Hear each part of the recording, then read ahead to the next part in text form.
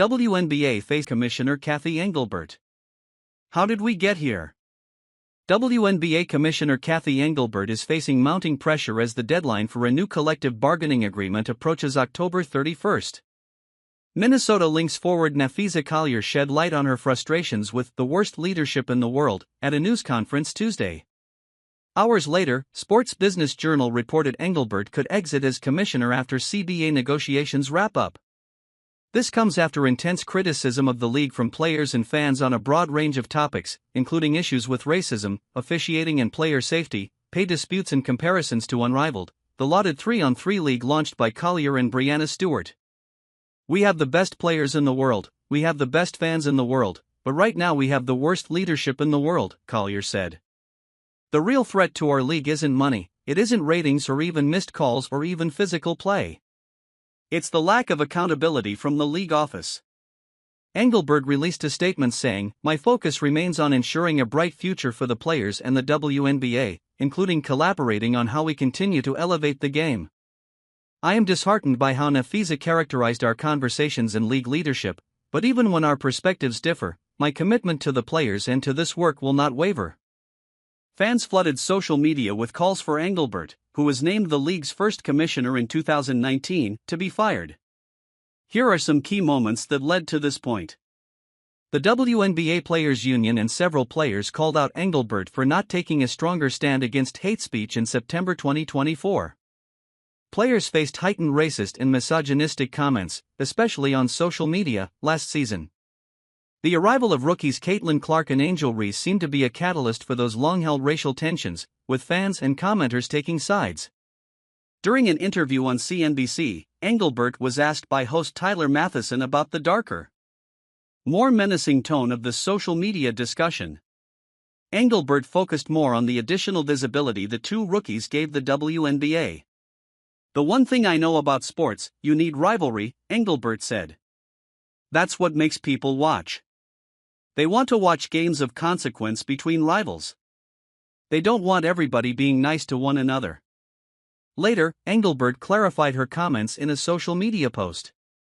"To be clear, there is absolutely no place for hate or racism of any kind in the WNBA or anywhere else," she posted on X.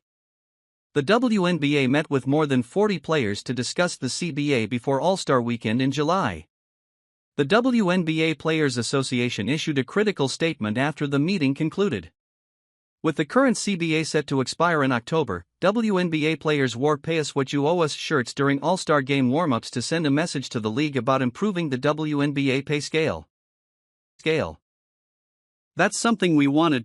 In the bubble, we always knew how to make a stand with some t-shirts, so we did that today," WPNBA President Nneka Ogwumike said.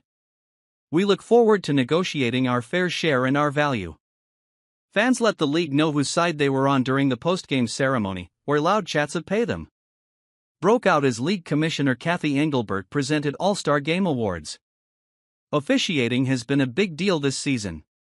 Players, fans and coaches have spoken out about safety issues they attribute to poor officiating, and have criticized Engelbert and the WNBA for not taking action and for the increased fines issued to those who publicly criticize the league's officials.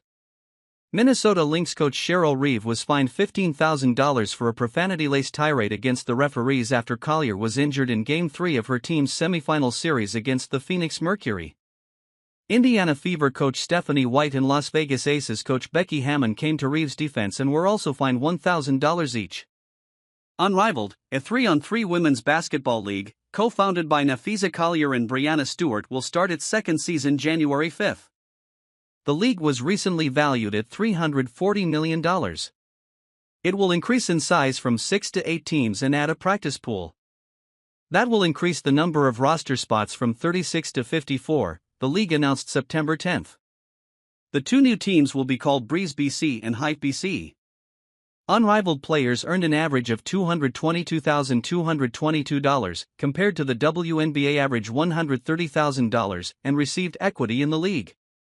Salaries will be in the same range for 2025, by only select athletes will receive equity, decided on a case-by-case basis as contracts are negotiated. Unrivaled plays in an 8-week season from January to March in Miami. Managing Clark's stardom has always been a point of contention for Engelbert. Clark loyalists accuse Engelbert of mismanaging the spotlight Clark brings to the league, refusing to credit the phenom for any of the league's skyrocketing growth or new audience. Collier shared a conversation she had with Engelbert in February that touched on that very topic. I also asked how she planned to fix the fact that players like Caitlin, Clark, Angel, Reese, and Paige, Buchers, who are clearly driving massive revenue for the league, are making so little for their first 4 years. Her response was, Caitlin, Clark, should be grateful to make $16 million off the court, because without the platform that the WNBA gives her, she wouldn't make anything.